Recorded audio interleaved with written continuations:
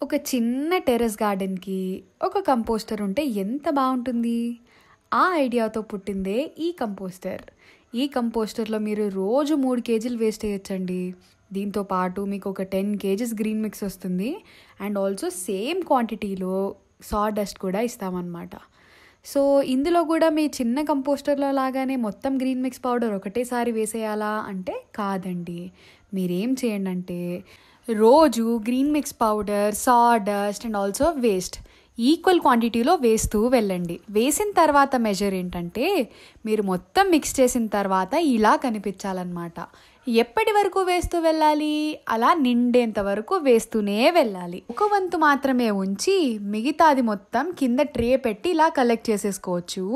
Collect చేసుకున్న దాన్ని తీసుకెళ్ళి ఏదైనా టబ్లో వేసేయండి. అలా వేసి 7 రోజులు వదిలేస్తే కంపోస్ట్ దానికంతట అదే ఫామ్ అయిపోతుంది.